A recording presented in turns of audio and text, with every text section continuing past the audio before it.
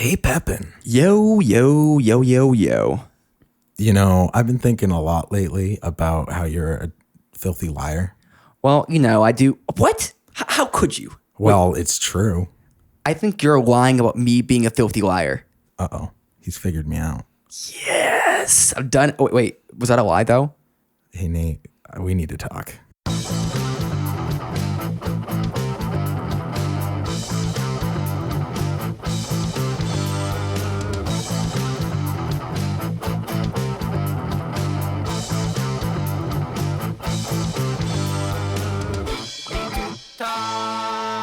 Welcome back. So glad you guys could join us. I am here once again with my best friend, Nathan Pepin. How's it going today, Pepin? Well, I would say I'm doing terrible, and that would be a lie. I am awesome. I'm amazing. This is great. Very on brand. And you've brought a special guest here today. Yes, this is my former colleague. His name is Patrick Carpenter. Carpenter. Yeah. Oh wow. Going the full name. Okay. Jeez. Wow. Really bringing it out. Can I call you Carp? No. Perfect. This is off to a great start. Great start. And you can't call me any version of that. Patty C? I'll accept that. Ooh, all right. So Patrick and I have our side podcast called Does Anything Matter?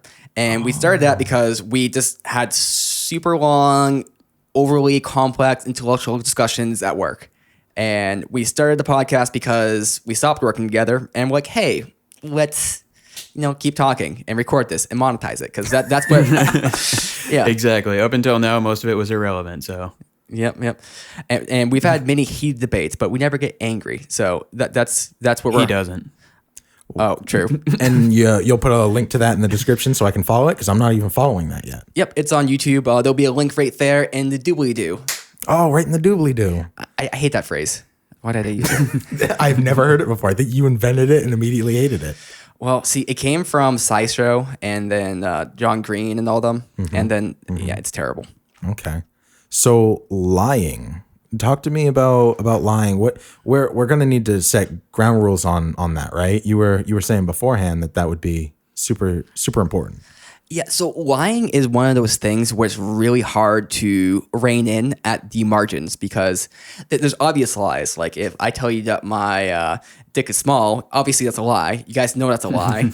But if, let's say, a parent tells to their child that, hey, Santa Claus is going to bring you presents, I mean, that's a lie, but it's a less obvious lie than the other one. Well, I mean, I guess size is relative, so that could, in theory, be a lie too. Well, wait a second. I heard this. It doesn't matter. Was that a lie? I think that might be relative too. I mean, to some people, Santa Claus really matters. Gotcha. So, like, the lie with Santa Claus is a lie that I think it's argued that it's better for the child to have this fantasy. It's funner for them, and then if that fantasy is let down over time, it's okay. So it's like a white lie in a way, where it doesn't really hurt things, but it kind of enhances it for, number one, the parents, but also the child too. It creates experiences that wouldn't be able to be had. But at the same time, if you try to bring that same logic into adulthood, it doesn't work nearly as well. Well, I mean, you could say that, but at the same time, I guess it depends on the person, because how much do we romanticize in our own relationships?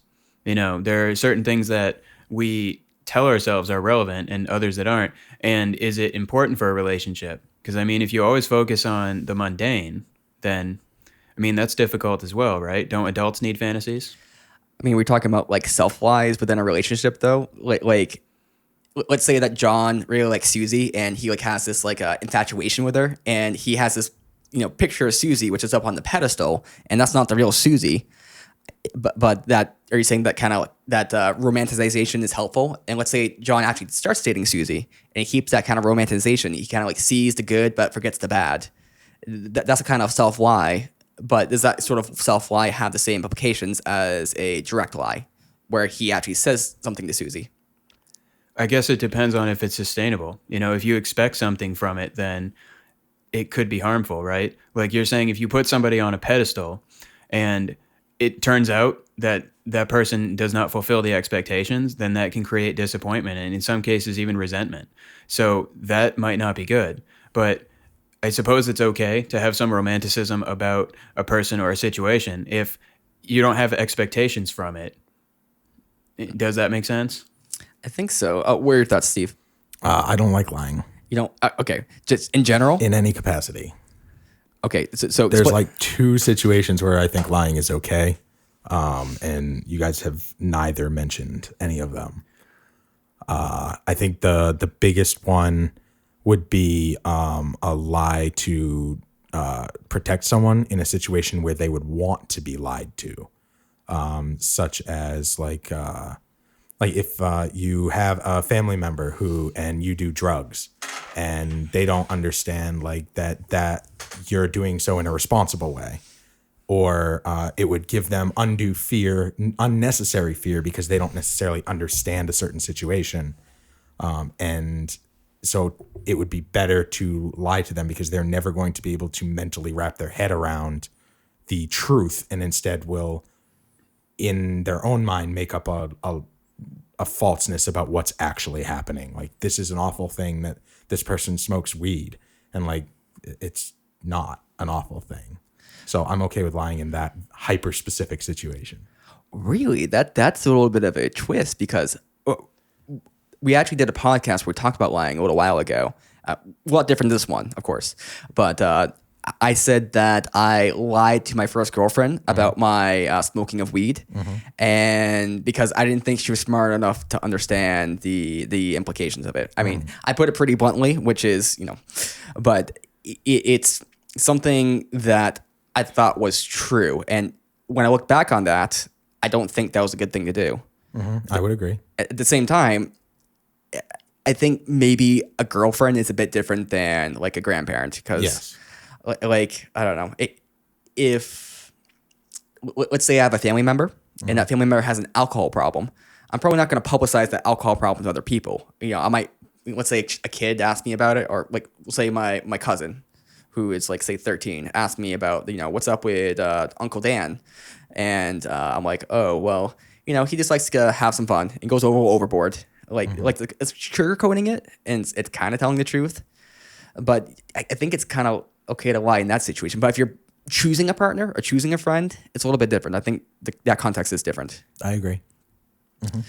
So if we had to apply a principle to that, though, because let's look at it this way. If every situation is subjective, which is sort of where we're going, that in certain contexts, it's okay to omit information or sort of sugarcoat information, but then other times it isn't, right? So what's the criteria that we use to actually determine what time that is okay to lie?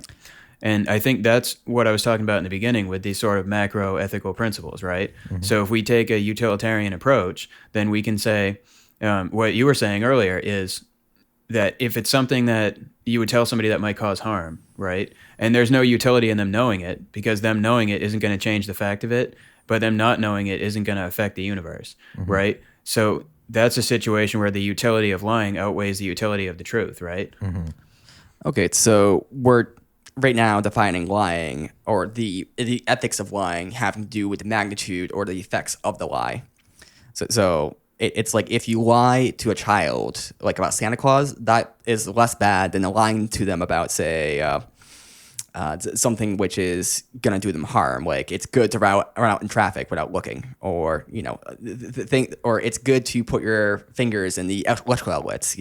Those are lies because we know those aren't true. I'm trying to come up with better examples, but if a kid tries to bully you, you should take a taser and start tasing them. That's actually good advice. Damn it, that is good advice. Stick their finger in an electrical socket. But there's certain things you can tell a child or tell somebody which are obviously bad and wrong. But then there's the other case where it's not clear that it's wrong or bad.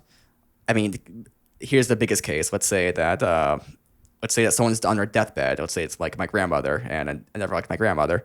And she asked me if I love her, and let's say I don't, but I say, yeah, of course, I always loved you. Like, it doesn't do me any harm just to tell her that I did. I mean, in her final moments. I mean, why wouldn't I? Yeah, I agree. So actually, utilitarian principles, the way I said it was sort of mitigating harm, and that was with the example of marijuana. But utilitarianism can also apply to pleasure. So in this example with telling your grandmother that you love her, it's because there's some type of pleasure to be gained from the lie, but there's no pain caused by the lie, right? But there could be pain caused by the truth, which is that you don't love her. I Right. really don't like that phrasing. That you're giving your grandmother pleasure. It's not wrong.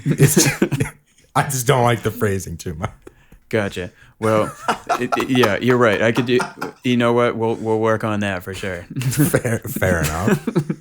But you get the idea of what I'm saying. Yeah, of course. I mean, that's like hyper specific as well. And that would be so hard. But I think it would be the truth though, because like if I was in a situation where somebody was on their deathbed that I didn't like, I don't know that I'd even be there. Okay, here's another scenario. This is from what's this? This is from Game of Thrones. So it's not spoiler or anything. Hey, have you been watching a lot of Game of Thrones lately? 'Cause Yes. You've mentioned it twice now, and I've been here for like less than an hour. Okay, so there was a character who was being put to death. So it's just a random character, and he's gonna have his head chopped off, and it was for doing something treasonous. And what he told the commander to tell his wife and children was that he died fighting the enemy, that he didn't commit treason.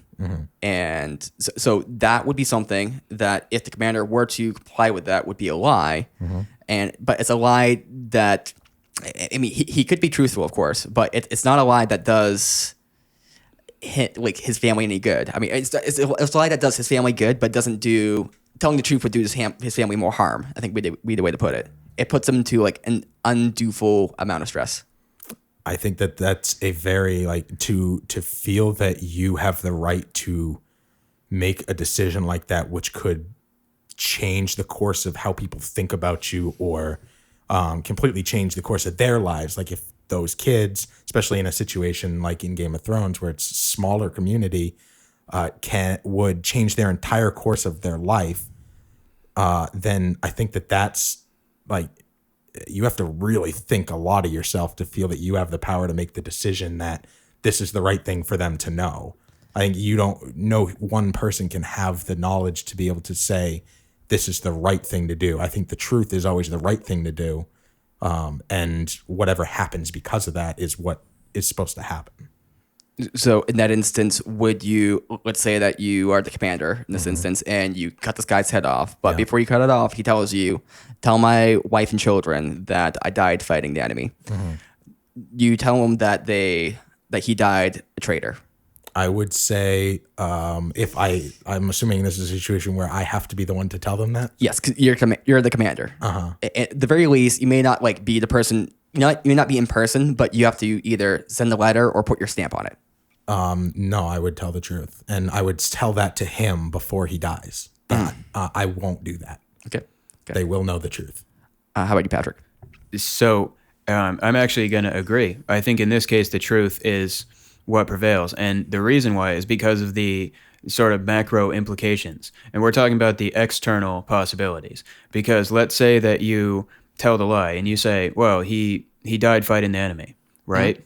What if that kid grows up hating the people that supposedly were being fought, right? That child turns into a soldier that goes out and kills somebody else's family based on a revenge that they thought they had to get, right?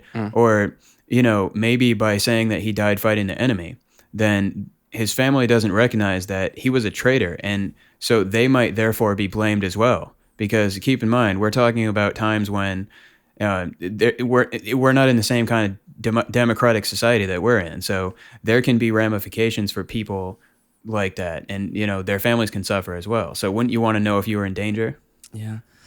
I suppose there's another implication there too, which is that if, let's say, the commander does spare the family in this way, I mean, there's those other implications, but there's also the implication that this might encourage more people to rebel because they know that their family won't necessarily suffer, ungravely, knowing that their husband or whatever died in that way, as a traitor. Yeah, I agree. There's sort of one sort of interesting twist though, okay? And I will give some credibility to your argument because let's say that you're a secret agent and you are placed as a spy in a foreign country. So you by default have to lie for your entire career. But in addition, you also lie to your family about what you're doing because if your family knows the details of what you're doing, that can put them in danger. So it's a very similar situation to, okay, I'm about to be executed, so I want my family to think I died honorably and not dishonorably, right? The only difference is that, in one case, the person being alive, their family can be leveraged, right? And when the person has died, there's no reason to use their family as leverage. I think that's really the thing that changes here. Mm-hmm. Yeah, lying gets really complex. There's so many different situations. I mean, for instance, advertising is mostly a lie. So advertising will tell true things, but it also tells you plenty of lies. And where that difference is between the lies and the truth is kind of like hard to decipher. For instance, there's a company, Red Bull, that makes the energy drinks. I'm sure we're all well aware of that drink. And they had this saying, it gives you wings. And they also made certain implications that it would increase your performance. And there was no scientific backing for it necessarily that Red Bull specifically would increase your performance. So I think it's the FDA sued them, and they lost the suit, and they had to remove that. So they removed that from all the branding because it was seen as false advertising. And marketing, in a lot of ways, will make claims which are more ambiguous than that, but that can't be verified. For instance, like you might say, take this class here, take this social acquisition class, and you'll gain appropriate social skills. You'll pick up women, you'll make friends, climb the hierarchy. But the verifiability of those claims is not it's not as verifiable with that, and you can actually blame the person on it. Same with certain medications or certain supplements, or The Secret, right? The book The Secret that says you can manifest things. And that's not, it has certain claims, has certain advertisements, but that hasn't been sued for making false claims, although they're making false claims. What's interesting about that example is I would say that they're trying to evoke emotion. So are they false claims? I mean, in most cases they are. You could definitely say that you're not going to get wings when you drink Red Bull, right?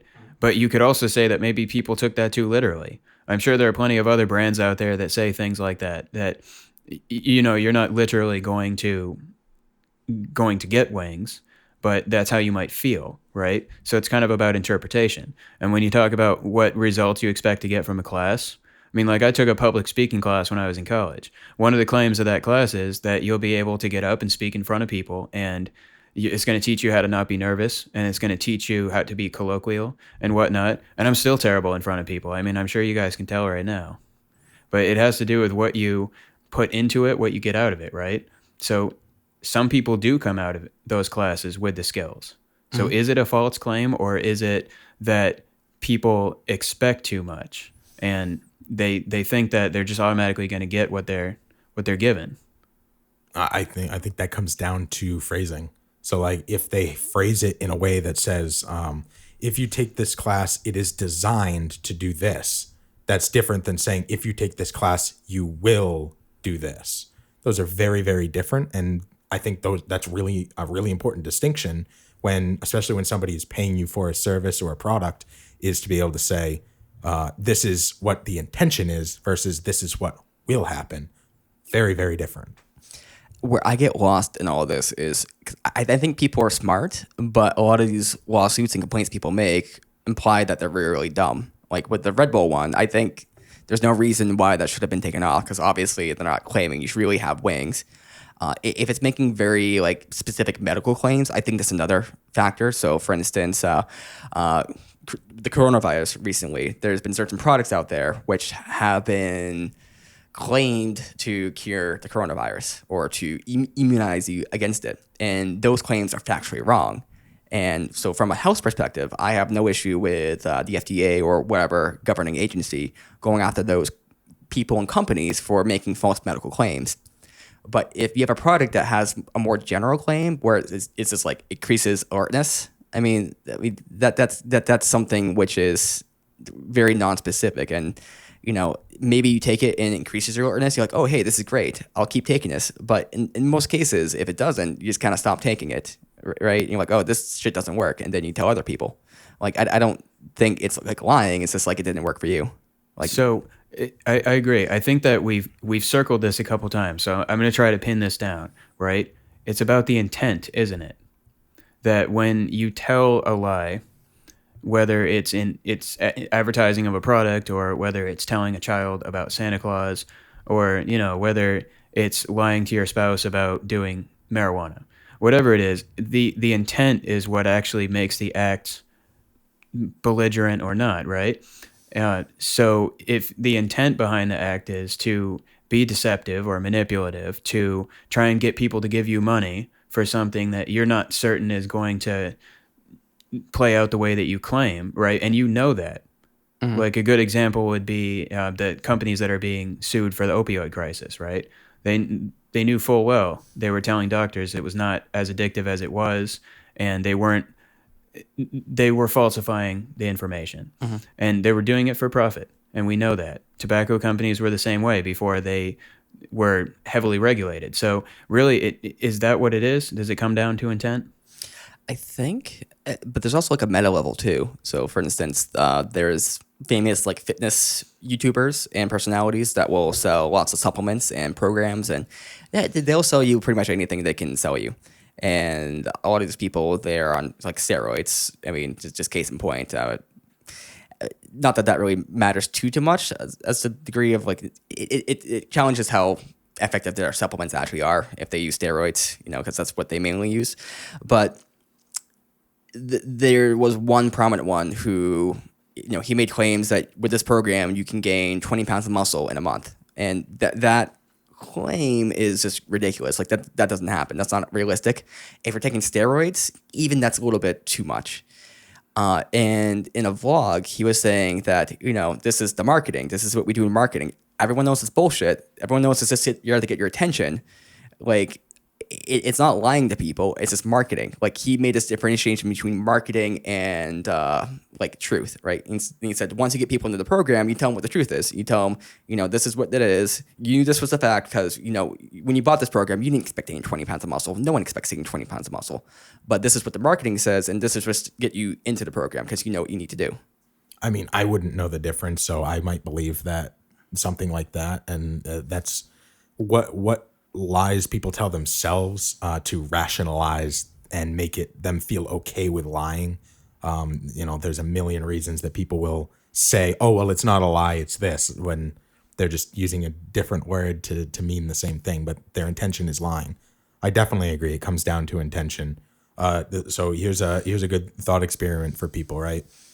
Let's say I'm looking outside and I tell you there is a white cat up on the roof right now. And right now there's a black cat on the roof. Am I lying? Yes. Just based on the information you currently have. Meta, you're meta lying is what I'd say. Okay. Why is that not just an outright lie? Well, because it's something you could have knowledge of, but the lie that you're ultimately having is that you don't have that knowledge about whether there's a black cat, Oh no, I'm standing there. Look, I went outside and looked, and I saw a white cat. I'm telling you, I saw a white cat up on the roof. Okay, so that's a lie then. Okay. Do you agree with that? Given just the information you currently know. So it would be a lie, but it wouldn't be immoral. And I think that would be the next part of this discussion, because I think we kind of established that the intent is what determines if a lie is right or wrong. So I think, correct me if I'm wrong, but I think what you're segueing into here is that when you lie about the color of the cat, right, there's actually no intrinsic effect on me or you or the environment, really. Mm-hmm. The fact that the cat is a different color is actually not relevant to me. Not where I'm going at all. Okay. So let's say, I say it's a black cat. And then in reality, in the physical world, it's actually a white cat. but it was in the shadow, so I honestly believe it's a black cat. Is that a lie? The information is wrong. I'm passing to you wrong information, but I believe it's true. So it wouldn't be a lie because a lie is based off your own internal knowledge, right? So when you say someone lies, it means that they had knowledge of a truth and then they either withheld that truth. You can lie by omission as well, or what you said was contrary to that truth that you knew, and that's the same in legal sense. So whenever someone is charged with, I'm sure it's like a more technical term, but lying essentially, what the litigation has to prove is that this person knew a fact and that they provided another fact that was contrary to that one. So let's say I tell you there's a black cat on the roof right now. I saw a white cat on the roof, but really it is a black cat. I tell you something intending to tell you misinformation, but actually I told you the truth. Is that a lie? That is a lie. It's a lie technically, but it's a lie that happens to be true. Yeah, so that's a coincidence because you could take that same example and instead of cats, it's something that would actually have an effect on someone's life, like spreading a rumor about somebody at work. You spread an arbitrary rumor or one that you don't think is true, but it turns out later to be true. Like in The Office. Right. Yeah, The Office is literally what I'm thinking of. Love that show. But yeah, so even if the information is arbitrary and you just made it up, doesn't matter if it turns out to be true or not true. Again, it goes back to intent. And that's, I guess, my point is you were saying, I think it comes down to intent. And I think an example like that exemplifies that most people would agree. And if you don't agree, I highly suggest reaching out to us in some way and letting me know. And I'd love to have that conversation because I think that's a pretty black and white example as to why intention is really what matters in a lie, whether you just intended to lie and you actually told the truth, or you didn't intend to lie, but you did lie. It's not really a lie. It's just misinformation. Yeah, that's kind of happened to me a couple of times where it could be a lie. It's considered a lie. Like a lot of times pranks are lies. So you tell someone something, you set them up for the prank. Like, hey, there's something great out back for you. And then they go out back and it's not great. It's actually bad. It's like, I don't know, a pie in their face or something. Right? But there's been times where I've pulled little pranks or I've done stuff like that. I mean, nothing terrible. Nothing like on YouTube. But it's been stuff where I was trying to do one thing and then something else happened completely different. Like, I don't know, like there's something great out back for you. And then they go out back and there just happened to be like a $20 bill. And they're like, oh, hey, thank you for that, Nate. And I'm like, what? I didn't put that there. No, it's the other thing. But I can't tell them that because now it's too deep. Like I can't walk back. Yeah, I think that's actually karma. But So you let the coincidence become the truth. So then the only lie that exists is in your own heart. Yes. Wow, that is karma. That was very beautifully put. Oh, thank you.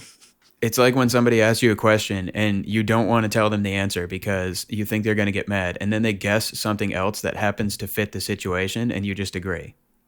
Right? Because then you don't have to tell them what the real answer was. Oh, like when you're gonna be caught out, like, hey, I know what you've been doing, and like, I don't know, you've been like smoking lots of weed, and like, I don't know, butt chugging and stuff, and you're just like, oh crap, they know. Oh, what's that? I know that you have been playing that game at night. You're like, oh, thank God. Yeah, I'm so sorry about that. I never meant to do that. Mm-hmm. I told you to quit that game, Destiny 2 or whatever. Mm-hmm. That's a shout out, by the way. Shout out to Destiny 2 if you're watching. So that's like a lie. That's like you feeling guilty about all of the lying you've been doing. You have all of these lies, and like that's where not wanting to lie and not lying becomes so freeing to me.